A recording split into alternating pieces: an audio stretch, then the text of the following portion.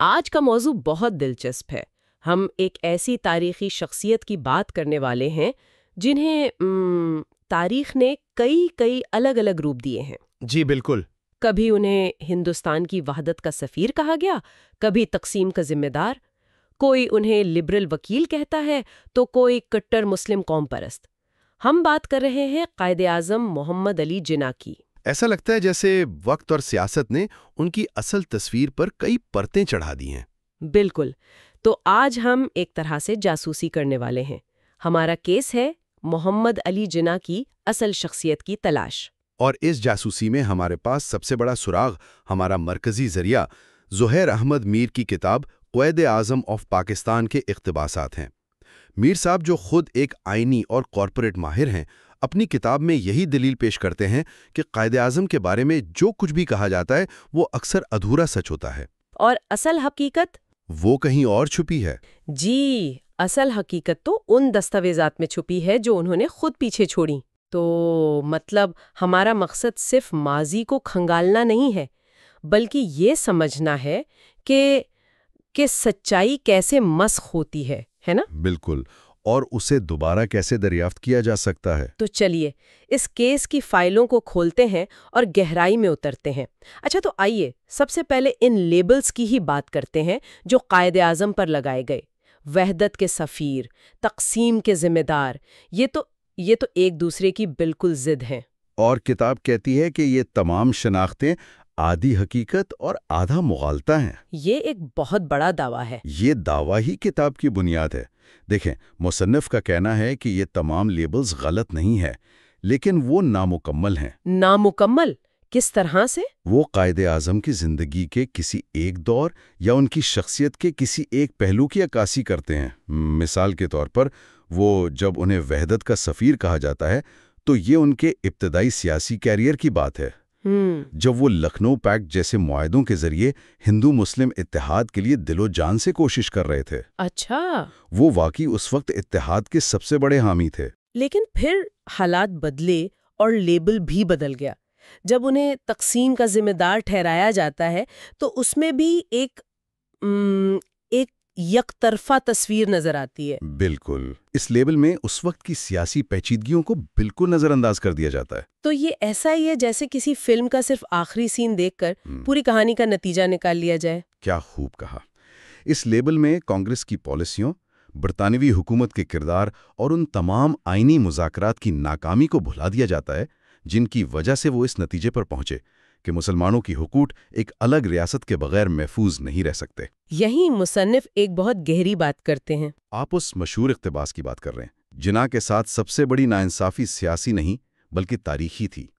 انہیں تعصب نے نہیں، تحلیف نے نقصان پہنچایا۔ مجھے یہ جملہ بہت طاقتور لگا۔ اس کا اصل مطلب کیا ہے؟ تعصب اور تحریف میں کیا فرق ہے؟ یہ کلیدی نقطہ ہے۔ دیکھیں، تعصب یعنی پریجوڈس وہ ایک وقتی اور جذباتی چیز ہوتی ہے۔ سیاسی مخالفین ایک دوسرے کے خلاف متعصب ہوتے ہیں، یہ جمہوریت میں ہوتا ہے۔ صحیح۔ آج ایک پارٹی دوسری پر تنقید کرتی ہے، کل حالات بدل جاتے ہیں۔ یہ تو سیاست کا حصہ ہے۔ جی، لیکن تحریف یعنی ڈسٹورشن اس سے کہیں زیادہ خطرناک ہے۔ تحریف کا مطلب ہے کہ آپ حقائق کو توڑ مروڑ کر تاریخ کا رخ ہی بدل دیں۔ اچھا، تو تعصب ایک طوفان کی طرح ہے جو آتا ہے اور گزر جاتا ہے، لیکن تحریف زمین کے نقشے کو ہی بدل دینے کی کوشش ہے، ایک مستقل تبدیلی۔ واہ، کیا خوبصورت مثال دی ہے۔ بالکل یہی بات ہے۔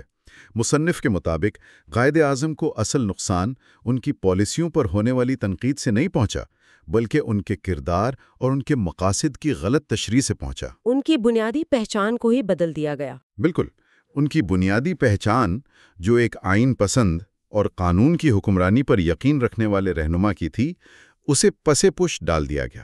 ان کا ہر فیصلہ جذباتی نہیں بلکہ قانونی اور منطقی اصولوں پر مبنی تھا۔ جب آپ اس بنیادی سچائی کو ہٹا کر انہیں صرف ایک ضدی رہنما یا مسلم قوم پرست کے طور پر پیش کرتے ہیں تو آپ ان کی شخصیت کی تحریف کر رہے ہوتے ہیں۔ آپ ان کے کردار کا جوہر ہی ختم کر دیتے ہیں۔ جی۔ اور یہیں سے ہمارا کیس مزید پیچیدہ اور دلچسپ ہو جاتا ہے۔ کتاب کہتی ہے کہ یہ تحریف صرف سیاسی مخالفین نے نہیں کی۔ تقسیم کے بعد بھارت، مغرب اور حیرت انگیز طور پر خود پاکستان میں بھی قائد اعظم کی تصویر کو اپنے اپنے نظریے کے مطابق ڈھالا گیا۔ یہ کیسے ہوا؟ ہاں، یہ تو ایسا ہے جیسے ہر کسی نے اپنی سہولت کے مطابق ایک ہی شخص کی الگ الگ تصویر بنا لی ہو۔ اور تاریخ میں اکثر ایسا ہی ہوتا ہے۔ ہر گروہ تاریخ کو اپنے تجربے اور اپنے مفاد کی اینک سے دیکھتا ہے۔ آئیے ایک ایک کر کے ان بیانیوں کو دیکھتے ہیں۔ ٹھیک ہے، سب سے پہلے بھارتی مورخین کی بات کرتے ہیں۔ ان کے لیے تقسیم ایک قومی المیہ تھا، ایک ٹریجڈی۔ اب ہر المیے کی کہانی میں ایک ویلن ہونا ضروری ہوتا ہے، ایک ایسا شخص جس پر سارا الزام ڈالا جا سکے، ایک آسان ہدف۔ بالکل، اور قائد اعظم اس کردار کے لیے بہترین انتخاب تھے۔ انہیں ایک ایسے ضدی، اٹل اور علیحدگی پسند رہنما کے طور پر پیش کیا گیا جس نے کسی قسم کی مفاہمت سے انکار کر دیا اور ملک کو توڑ دیا۔ اس سے کانگریس کی قیادت کو فائدہ ہوا ہوگا؟ بہت زیادہ۔ یہ بیانیہ بنانے کا ایک بڑا فائدہ یہ ہوا کہ اس نے کانگریس کی قیادت کو تقسیم کی ذمہ داری سے بڑی حد تک بری الذمہ قرار دے دیا۔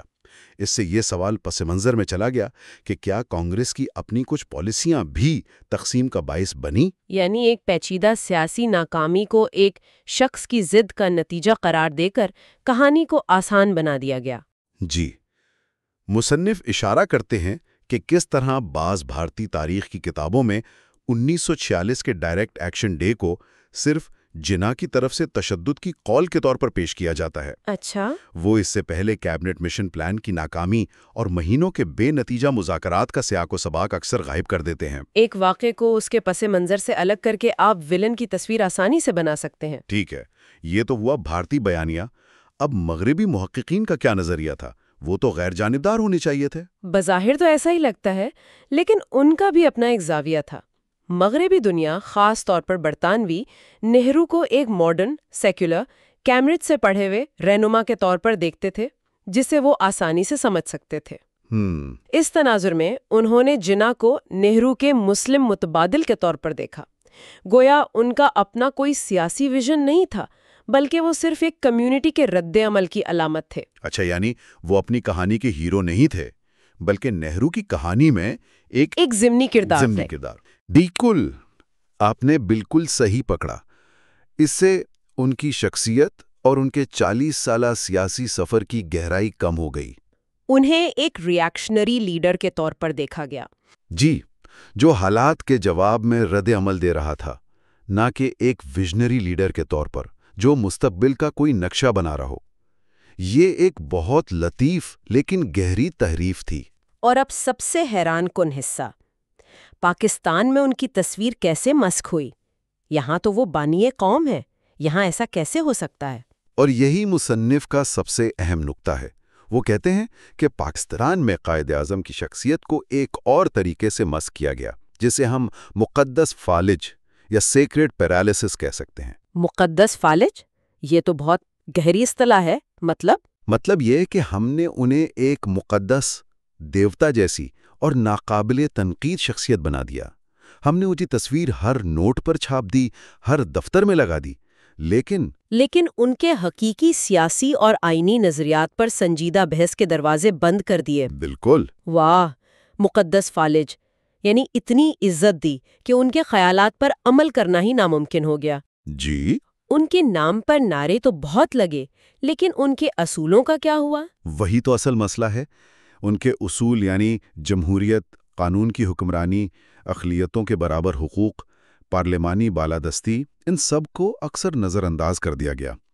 ان کی شخصیت کے بہت سے عملی پہلو، جیسے کہ ان کی پارلیمانی جدوجہد، نظروں سے اوجھل رہے۔ انہیں ایک ایسی شخصیت بنا دیا گیا جس کی صرف تعریف کی جا سکتی ہے، جس سے سیکھا یا اختلاف نہیں کیا جا سکتا۔ اور مصنف کے مطابق یہ تحریف کی سب سے خطرناک قسم ہے، کیونکہ یہ محبت کے پردے میں کی جاتی ہے۔ تو اگر بھارتی، مغربی اور یہاں تک کہ پاکستانی بیانیے بھی نامکمل یا مسخ شدہ ہیں، تو ہم کہاں جائیں؟ ہماری جاسوسی کا سراغ کہاں ملے گا؟ لگتا ہے کہ ہم ہر دروازے پر دستک دے کر خالی ہاتھ لوٹے ہیں، ہے نا؟ جی بالکل۔ تو مصنف کے مطابق اصل سچائی کہاں سے ملے گی؟ یہیں پر مصنف ہمیں کیس کا سب سے اہم ثبوت پیش کرتے ہیں، بنیادی دستاویزات، یعنی پرائمری سورسز۔ اچھا۔ ان کا پورا استدلال اسی پر مبنی ہے کہ اگر آپ اصلی جناح کو جاننا چاہتے ہیں تو دوسروں کی لکھی ہوئی تاریخ کو ایک طرف رکھیں اور ان چیزوں کو پڑھیں جو قائد اعظم نے خود کہیں یہ لکھیں۔ ان کی اپنی تقاریر، ان کے خطوط۔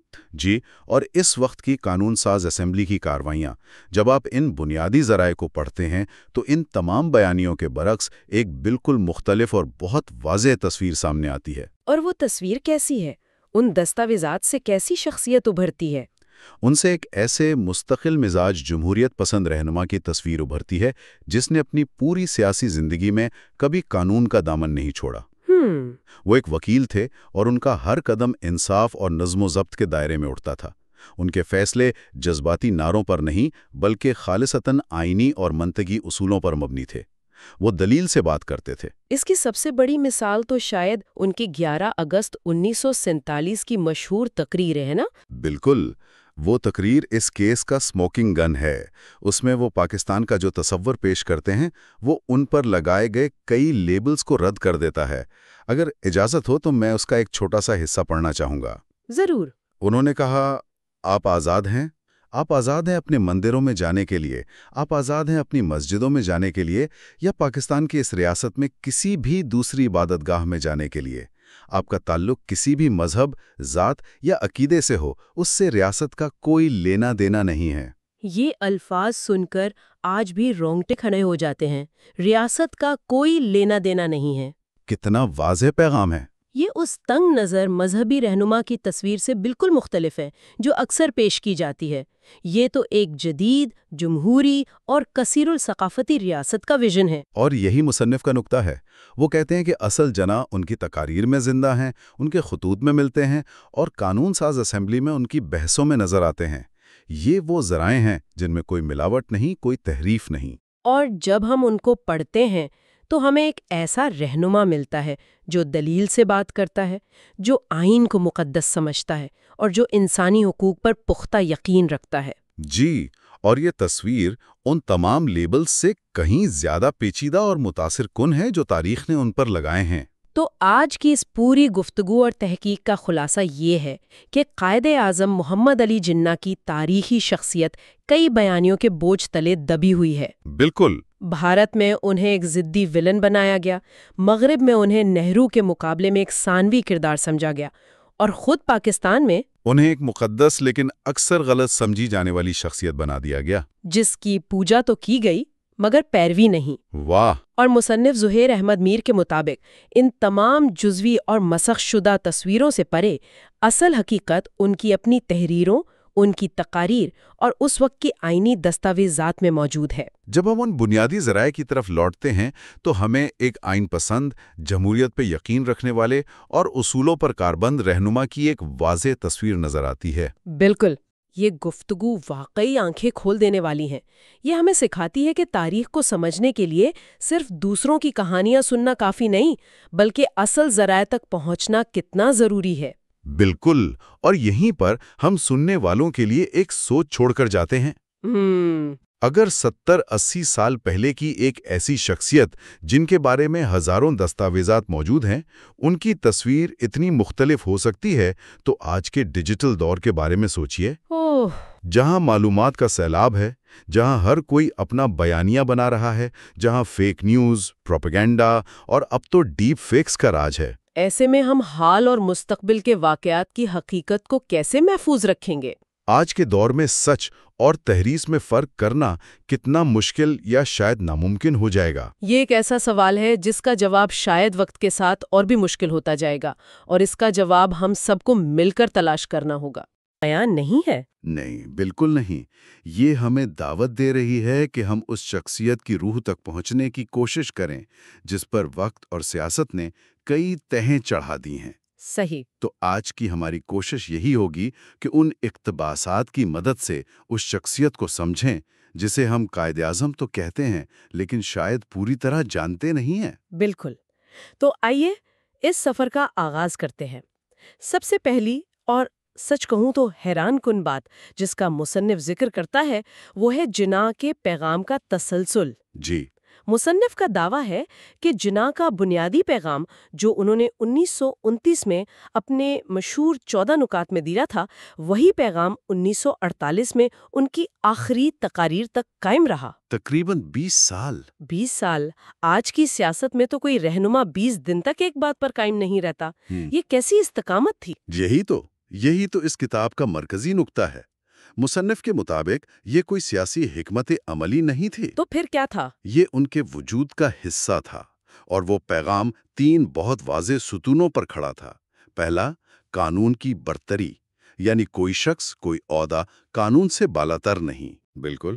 دوسرا، اخلاقی احتساب، یعنی طاقت ذمہ داری کے ساتھ آتی ہے۔ اور تیسرا، تمام شہریوں کے لیے مساوات، مذہب، نسل یا زبان سے قطع نظر۔ مصنف کا کہنا ہے کہ یہ صرف الیکشن جیتنے والے نعرے نہیں تھے۔ ہاں، اصل میں یہی وہ باتیں تھیں جن پر ان کی پوری سیاست، ان کی پوری زندگی کھڑی تھی۔ اور اسی ویژن کو واضح کرنے کے لیے مصنف جناح کا ایک قول نقل کرتا ہے۔ وقت آئے گا جب دنیا دیکھے گی کہ پاکستان دنیا کی عظیم ترین قوموں میں شامل ہوگا۔ جی۔ جب میں نے یہ پڑھا تو سوچا کہ کیا یہ صرف ایک پرامید خواہش تھی یا اس کے پیچھے کوئی ٹھوس منصوبہ تھا؟ دیکھیے، یہیں پر بات بہت دلچسپ ہو جاتی ہے۔ مصنف کا استدلال ہے کہ ہم جناح کو غلط سمجھتے آئے ہیں۔ غلط سمجھتے آئے ہیں؟ جی، ہم سمجھتے ہیں کہ ان کا مقصد صرف ایک ملک بنانا تھا، لیکن مصنف کے مطابق اصل مقصد ایک ایسی تجربہ گاہ بنانا تھا۔ تجربہ گاہ؟ ایک ایسی جگہ جہاں ان تینوں اصولوں، قانون، احتساب اور مساوات کو عملی شکل دی جا سکے۔ اچھا۔ یعنی ملک کا قیام اس عظیم مقصد کے حصول کا ایک ذریعہ تھا، خود منزل نہیں۔ یہ سوچ تو پورا تناظر ہی بدل دیتی ہے۔ لیکن کیا یہ ایک طرح کی نظر ثانی نہیں؟ مطلب عام بیانیہ تو 2 قومی نظریے، ہندو مسلم اختلافات اور تقسیم کے گرد گھومتا ہے۔ کیا مصنف اس تاریخ کو نظر انداز کر رہا ہے؟ نہیں، وہ اسے نظر انداز نہیں کر رہا، بلکہ وہ اس کے پیچھے کی اصل وجہ کو سامنے لا رہا ہے۔ وہ کیسے؟ کتاب کا موقف یہ ہے کہ جناح کی جدوجہد کا آغاز ایک الگ ملک کے مطالبے سے نہیں ہوا تھا۔ برسوں تک وہ متحدہ ہندوستان کے اندر مسلمانوں کے حقوق، ان کی نمائندگی، ان کے لیے آئینی تحفظات کی جنگ لڑتے رہے۔ صحیح۔ مصنف کے مطابق جب انہیں یہ احساس ہوا کہ متحدہ ہندوستان کے ڈھانچے میں ان کے بنیادی اصولوں یعنی انصاف اور مساوات کا حصول ناممکن ہے، تب انہوں نے ایک الگ ریاست کا راستہ چنا۔ بالکل۔ تو یہ جدوجہد نفرت پر نہیں بلکہ عزت اور انصاف کے حصول پر مبنی تھی۔ ملک کا مطالبہ اس جدوجہد کا نتیجہ تھا، وجہ نہیں۔ بھائیوں پر محیط آئینی جدوجہد کو نظر انداز کرنے کے بالکل مترادف ہے۔ یہ واقعی ایک طاقتور نقطہ ہے، اور یہیں سے بات اس تصور کی طرف جاتی ہے جسے مصنف جناح کی تاریخی بحالی کہتا ہے۔ یہ سننے میں بہت بھاری بھرکم اصطلاح لگتی ہے۔ ہاں، لگتی ہے۔ عملی طور پر اس کا کیا مطلب ہے؟ اس کا مطلب ہے تاریخ کی گرد صاف کرنا۔ دیکھیں، وقت کے ساتھ ساتھ خاص طور پر سیاسی مقاصد کے لیے تاریخی شخصیات کے گرد کچھ ایسے بیانیے بن دیے جاتے ہیں جو ان کی اصل شخصیت کو دھندلا دیتے ہیں۔ تاریخی بحالی کا مطلب ہے ان اضافی تہوں کو ہٹا کر اس شخصیت کو اس کے اپنے الفاظ، اس کے اپنے اعمال اور اس کے اصل سیاق و سباق میں سمجھنا۔ کیا آپ اس کی کوئی مثال دے سکتی ہیں کہ جناح کی شخصیت کے ساتھ ایسا کیسے ہوا؟ بالکل۔ مثال کے طور پر کچھ بیانیوں میں انہیں ایک سخت، غیر لچکدار اور قدر فرقہ پرست رہنما کے طور پہ پیش کیا گیا۔ جی، جو صرف تقسیم چاہتے تھے۔ لیکن تاریخی بحالی کا عمل ہمیں مجبور کرتا ہے کہ ہم ان کی 11 اگست 1947 کی تقریر کو دیکھیں، ان کے قانونی دلائل کا مطالعہ کریں، کانگریس کے ساتھ ان کی دہائیوں پر محیط گفتگو شنید کا جائزہ لیں۔ اور جب ہم یہ سب کرتے ہیں تو ایک بالکل مختلف تصویر سامنے آتی ہے، ایک ایسے شخص کی جو آخر تک آئینی حل تلاش کرتا رہا، جو اقلیتوں کے حقوق کا سب سے بڑا علمبردار تھا اور جس کا سیکولرزم کا تصور بہت واضح تھا۔ یہ تو واقعی تاریخ کو دوبارہ دریافت کرنے جیسا ہے۔ اسی خیال کو مصنف نے ایک جملے میں سمویا ہے جو مجھے بہت گہرا لگا۔ کون سا؟ وہ لکھتے ہیں، تاریخ کا کام تعریف نہیں، انصاف ہے۔ جناح کو لکھنا دراصل انصاف کو لکھنا ہے۔ بہت خوبصورت جملہ ہے۔ یہ سننے میں تو بہت اچھا لگتا ہے، لیکن کیا یہ تھوڑا زیادہ نہیں ہے؟ کیا مصنف ایک تاریخی شخصیت کو ایک نظریے میں تبدیل نہیں کر رہا؟ یہ ایک بہت اہم سوال ہے۔ دراصل مصنف یہی کہہ رہا ہے کہ جناح کی زندگی خود انصاف کے اصول کی عملی تفسیر تھی۔ اچھا۔ اس جملے کا مطلب یہ ہے کہ جب کوئی مورخ غیر جانبداری سے جناح کے بارے میں لکھتا ہے، ان کی کامیابیوں اور ناکامیوں، ان کی طاقت اور کمزوریوں، سب کے ساتھ، تو وہ دراصل خود انصاف کے عمل سے گزر رہا ہوتا ہے۔ کیونکہ جناح کی اپنی جدوجہد اصولوں کے لیے تھی۔ بالکل، ان کی پوری جدوجہد ہی اصولوں، آئین اور قانون کی بالادستی کے لیے تھی۔ وہ شخصیات کی پرستش کے خلاف تھے اور اصولوں پر یقین رکھتے تھے۔ اس لیے ان کے ساتھ انصاف کرنا یہ ہے کہ انہیں کسی دیوتا کی طرح پیش نہ کیا جائے، بلکہ ان کے اصولوں کی کسوٹی پر پرکھا جائے۔ یعنی ان کی کہانی لکھنا دراصل ان اقدار کی کہانی لکھنا ہے جن کی وہ نمائندگی کرتے تھے۔ بالکل، مصنف کا موقف ہے کہ جناح کو سمجھنے کا مطلب قانون کی حکمرانی، آئینی جدوجہد اور غیر متزلزل اصولوں کی اہمیت کو سمجھنا ہے۔ تو جب کوئی ان کے بارے میں لکھتا ہے تو وہ لاشعوری طور پر انہی اقدار کو دستاویز کر رہا ہوتا ہے۔ جی، یہ تاریخ کو شخصیت پرستی سے نکال کر اصولوں کی بحث بنانے کی ایک کوشش ہے جو میرے خیال میں بہت ضروری ہے۔ ٹھیک ہے، تو اگر ہم ان کی تاریخ کے ساتھ انصاف کر لیتے ہیں تو ہمارے ہاتھ کیا لگتا ہے؟ صرف ایک بہتر، زیادہ درست تاریخی کردار یا اس سے کچھ زیادہ؟ اس سے بہت کچھ زیادہ، اور یہ ہمیں گفتگو کے آخری اور شاید سب سے اہم حصے کی طرف لے جاتا ہے، ان کی زندہ میراث۔ مصنف کا دعویٰ ہے کہ قائد اعظم صرف اپنے دور کے نہیں بلکہ ہر دور کے رہنما ہیں۔ جی۔ اور اس کے لیے وہ ایک بہت خوبصورت جملہ استعمال کرتے ہیں۔ وہ کہتے ہیں کہ جناح نے قانون کو آزادی اور ایمان کو انصاف میں بدل دیا۔ اس کا عملی مطلب کیا ہے، قانون کو آزادی میں بدلنا؟ اس کا مطلب یہ ہے کہ ان کے نزدیک آزادی کا مطلب انارکی یا ہر قسم کی پابندی سے چھوٹ نہیں تھا، بلکہ قانون کے دائرے میں رہتے ہوئے اپنے حقوق کا حصول تھا۔ قانون آزادی کو ممکن بناتا ہے، اسے چھینتا نہیں۔ اور ایمان کو انصاف میں بدلنا؟ اسی طرح ان کے لیے ایمان صرف ایک ذاتی عقیدہ نہیں تھا، بلکہ ایک سماجی ذمہ داری تھی جو آپ کو انصاف قائم کرنے اور دوسروں کے حقوق کا احترام کرنے پر مجبور کرتی ہے۔ اور مصنف کے مطابق پاکستان کا تصور بھی اسی بنیاد پر کھڑا تھا۔ وہ کہتے ہیں کہ جناح کا پاکستان کا تصور ایک اخلاقی طاقت بننے کا تھا۔ جی، اخلاقی طاقت۔ ایک ایسی ریاست جو اپنی فوجی یا معاشی طاقت سے نہیں بلکہ اپنے انصاف اور کردار سے دنیا کی رہنمائی کرے۔ صحیح۔ اخلاقی طاقت کا یہ تصور آج کی دنیا میں کچھ زیادہ مثالی نہیں لگتا، جہاں سب کچھ معاشیت اور ہتھیاروں سے طے ہوتا ہے۔ شاید مثالی لگے، لیکن یہ بہت گہرا تصور ہے۔ اسے سمجھنے کے لیے ایک عام سی مثال لیں۔ ایک شخص بہت امیر اور طاقتور ہو سکتا ہے، لیکن اگر اس کی ساکھ اچھی نہ ہو، جی، اگر وہ بے ایمان ہو تو لوگ اس کی عزت نہیں کرتے، اس پر بھروسہ نہیں کرتے۔ اخلاقی طاقت کسی ملک کی وہی ساخت ہوتی ہے۔ مصنف کا خیال ہے کہ جناح ایک ایسی ریاست چاہتے تھے جس کی عالمی برادری میں عزت اس کے کردار، اس کے انصاف اور اس کے اصولوں پر قائم رہنے کی وجہ سے ہو، نہ کہ اس کے بینک بیلنس یا میزائلوں کی تعداد کی وجہ سے۔ بالکل، وہ چاہتے تھے کہ پاکستان دنیا کے لیے ایک مثال بنے۔ اور اسی نقطے پر مصنف وہ بات کہتا ہے جو شاید اس پوری بحث کا نچوڑ ہے۔ وہ لکھتے ہیں، قائد اعظم کو خراج تحسین دینے کا بہترین طریقہ ان کی تقلید نہیں بلکہ ان پر عمل ہے۔ ان دو لفظوں تقلید اور عمل میں بظاہر چھوٹا لیکن بہت گہرا فرق ہے۔ بہت بڑا فرق ہے۔ تقلید ظاہری ہوتی ہے، سطحی ہوتی ہے۔ جیسے ان کی طرح لباس پہننا، ان کی تصویر دیوار پر لگانا، ان کی سالگرہ پر چھٹی منا لینا، یہ سب تقلید ہے۔ اور عمل؟ لیکن عمل کا مطلب ہے ان اصولوں کو اپنی زندگی اور اپنے معاشرے میں اتارنا جن کے لیے وہ ساری زندگی لڑتے رہے۔ یعنی قائد اعظم کی سالگرہ پر شیروانی پہننا تقلید ہے، لیکن ٹریفک سگنل پر اس لیے رکنا کہ یہ قانون ہے، یہ عمل ہے۔ بالکل، کیا خوبصورت مثال ہے۔ مصنف یہی کہہ رہا ہے، قائد اعظم پر عمل کرنے کا مطلب ہے ٹیکس ایمانداری سے دینا، اپنا کام دیانتداری سے کرنا، قانون کی حکمرانی کو تسلیم کرنا، اور اپنے سے مختلف عقیدہ رکھنے والے شہریوں کے حقوق کا تحفظ کرنا۔ یہ ایک عملی دعوت ہے۔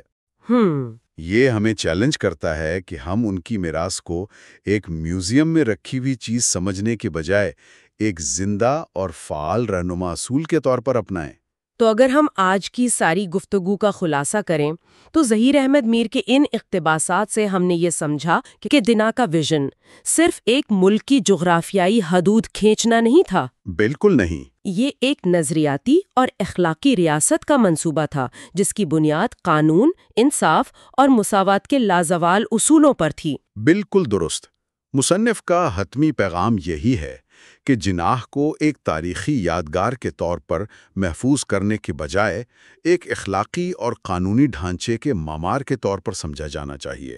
صحیح۔ ان کی اصل میراث وہ اصول ہیں جو انہوں نے ہمیں دیے، اور یہی اصول انہیں نہ صرف ماضی کا ایک عظیم رہنما بناتے ہیں بلکہ مستقبل کے لیے بھی ایک مشعل راہ ثابت ہو سکتے ہیں۔ اور یہی نقطہ نظر ہمیں تاریخی شخصیات کو صرف منانے یا ان کی پرستش کرنے کے بجائے ان کے نظریات پر سنجیدگی سے غور کرنے کی دعوت دیتا ہے۔ جی، یہ ہمیں خود سے یہ سوال پوچھنے پر مجبور کرتا ہے کہ وہ اصول، قانون کی حکمرانی، اخلاقی احتساب اور سب کے لیے مساوات آج کے دور میں ہمارے لیے کتنے متعلقہ ہیں، اور ہم ان پر کتنا عمل کر رہے ہیں۔ بالکل۔ اور یہی مصنف ہمیں ایک آخری گہرے اور شاید کچھ بے چین کر دینے والے سوال کے ساتھ چھوڑ جاتا ہے۔ اچھا۔ کتاب میں جناح کو سچائی، قانون اور ضمیر کی علامت قرار دیا گیا ہے۔ یہ ہمیں اس سوال پر سوچنے پر مجبور کرتا ہے کہ اگر کسی ریاست کی بنیاد ایک فرد کے اتنے بلند نظریے پر رکھی گئی ہو تو اس ریاست کے شہریوں کی کیا ذمہ داری بنتی ہے؟ جب انہیں ریاست کی عملی حقیقت اس اصل نظریے سے بہت مختلف اور دور نظر آنے لگے؟ جی، یہ ایک ایسا سوال ہے جس کا جواب تاریخ کی کتابوں میں نہیں